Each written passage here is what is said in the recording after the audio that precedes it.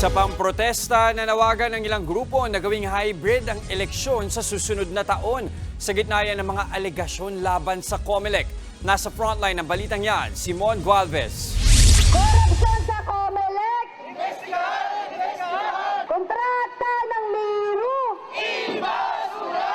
Sumugod sa harap ng tanggapan ng Commission on Elections ang iba't ibang grupo para manawagan ng investigasyon sa umano'y korupsyon sa ahensya. Ilang araw yan matapos questionin sa GIP Party List Representative Rodante Marcoleta ang 18 billion pesos contract ng COMELEC sa South Korean company na Miro Systems. Ayon kay Marcoleta, meron kasing COMELEC official na nakatanggap ng milyong-milyong piso mula sa ilang bangko sa South Korea sa pamamagitan ng offshore accounts. Git ng grupong Bagong Alyansa Makabayan o Bayan, dapat maresolba ang issue bago pa man busisiin ang magiging budget ng ahensya para sa susunod na taon. Ang Miro Systems ang pagkukunan ng makinang gagamitin para sa automated election sa 2025. Tayo po ay nababahala dahil bilyong-bilyong piso ang ginagastos natin para sa mga kontrata. Tapos napupunta lang pala sa katiwalian kung mapapatunayang totoo. Panawagan din ng mga rallyista, magpatupad na lamang ng hybrid elections kung saan mano-mano pa rin ang pagbibilang ng mga boto. Yung isang problema kasi sa automated elections, yung makina na mismo yung nagbibilang at hindi natin nakikita kung paano niya binibilang yung mga boto. Kung bakit ba kailangan nating umasa na naman sa dayuhan para sa ating eleksyon?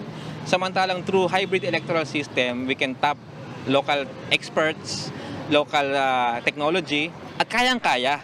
Muli namang itinanggi ni COMELEC Chairman George Garcia ang mga akusasyon sa ahensya.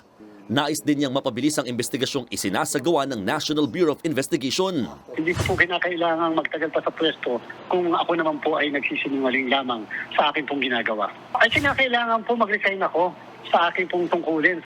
Pero ayon kay Garcia, malabo nang maipatupad ng hybrid elections lalo't sa ilalim nito, posible raw abutin pa ng ilang araw bago makapaglabas ng resulta ng botohan. Mungkain naman ng grupong Computer Professionals Union. Pero kung mag-hybrid elections tayo, hindi natin kailangan gawin na sobrang dami yung botante sa isang presinto. Pwede nating liitan yung mga presinto para yung pagbibilang ay hindi ganoon ka tagal. Kontrata ng Miro! Ayon sa grupo, hindi dito natatapos ang kanilang mga kilos protesta.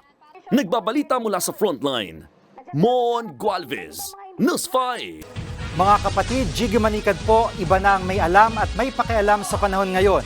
Para sa konkreto, kumpleto at komprehensibong balitaan sa Frontline, mag-follow at mag-subscribe sa social media pages ng News 5.